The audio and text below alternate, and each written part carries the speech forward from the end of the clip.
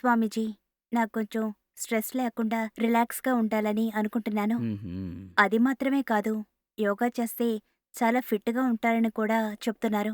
అందుకే యోగా నేర్చుకోవాలని అనుకుంటున్నాను. అలాగా? హ్మ్. మంచిది.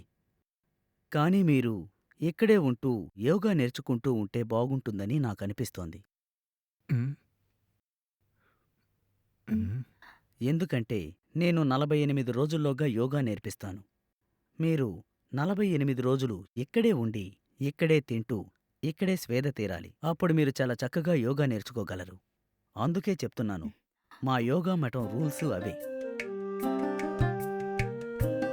హ్మ్. స్వామీజీ, నేను రోజూ ఆఫీస్‌కి వెళ్ళొస్తూ ఉంటాను. తను ఇంట్లో ఉంటే అన్ని వసతులు నాకు సమకూరుస్తుంది. తను ఇక్కడే ఉంటే నాకు కొంచెం కష్టంగా ఉంటుంది స్వామీజీ. కాకపోతే రోజు తన టైమింగ్‌కి ఇంటి నుంచి ఇక్కడికొచ్చి యోగా నేర్చుకుంటే బావుంటుందని అనుకుంటున్నాను స్వామీజీ. అది కుదరదు. కుదరదంటే కుదరదు. ఎందుకంటే మా ఆశ్రమానికి వచ్చే వాళ్ళందరికీ యోగా, ధ్యానం ఉచితంగా నేర్పిస్తాం. హుహు. కానీ వచ్చిన వారు ఇక్కడే ఉంటూ నేర్చుకోవాలి.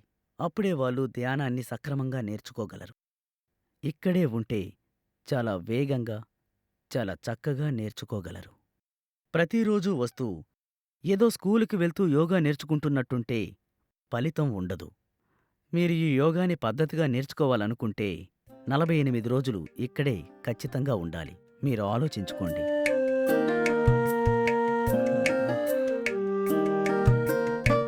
ఏంటి? ఇద్దరూ బాగా ఆలోచించారా? ఏం చేయాలని నిర్ణయించుకున్నారు? అదే స్వామీ, మేమేం చేయాలా అని ఆలోచిస్తున్నాం. ఇలా చూడమ్మా, 48 రోజులు నువ్విక్కడే ఉంటే చాలా సులభంగా యోగా నేర్చుకోవచ్చు. నువ్వు రోజూ ఇంటి నుండి వచ్చి నేర్చుకుని వెళ్తానంటే కుదరదు.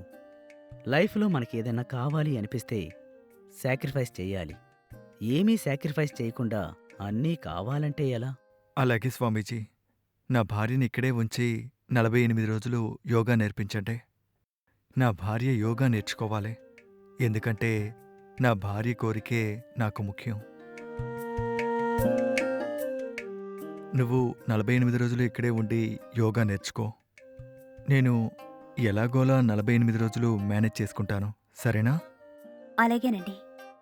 మరి ఎప్పటినుంచి జాయిన్ అవ్వాలి స్వామీజీ? హ్మ్. మంచి విషయం నేర్చుకోడానికి రోజూ టైం అనేది ఏముంటుంది? ఇప్పుడే, ఈరోజే, ఈ క్షణమే జాయిన్ అవ్వచ్చు. స్వామీజీ, నేను నా బట్టలు గాని, నా వస్తువులు గాని ఏమీ తీసుకురాలేదు స్వామీజీ. ఏమీ అవసరం లేదు. మా ఆశ్రమంలోనే బట్టలతో సహా మీకు అన్నీ ఇస్తాం.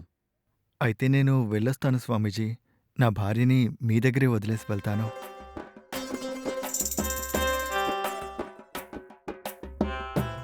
అలాగే, నువ్వు వెళ్ళి రావచ్చు. నీ భార్యని నేను జాగ్రత్తగా చూసుకుంటాను.